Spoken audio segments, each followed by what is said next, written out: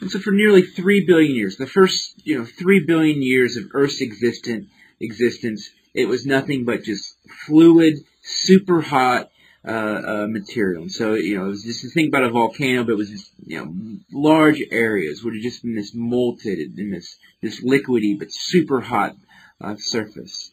But over time, that surface that was very hot and liquidy hardens. And so today we can see this. This is that bottom layer. And so this is the most underlying layer of our bedrock that formed over billions and billions of years, but formed a long, long time ago.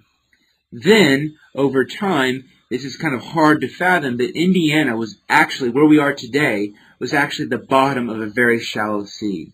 And so in that shallow sea, so much aquatic life lived. I mean, we've got all the different creatures that might have lived, from unicellular organisms to multicellular organisms. So then you got all the carcasses of everything that ever lived over millions and millions of years in this shallow sea that was full of coral, full of aquatic life. And so everything everything eventually turns to dust and falls back to the ground. And so in the case of all the living creatures that lived in the shallow sea, they eventually, their carcasses, their shells, eventually fall to the bottom.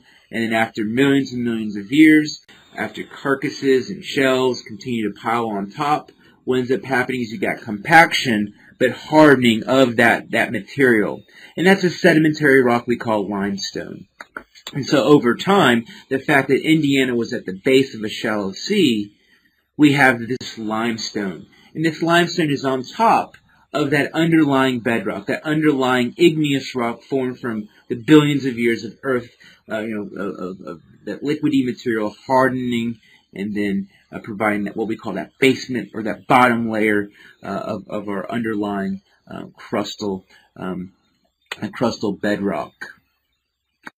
And so this is very hard to understand, very hard to visualize, but right in the crosshairs, right in the center of this image, if you look just to the right and just a little up from that dead center, you'll see a shallow sea, and that was where Indiana is.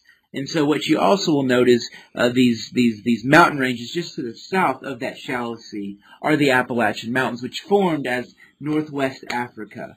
In the United States today, we're bumping up against each other, and that bumping up against each other created those mountain ranges that today are one of the oldest mountain ranges in the world.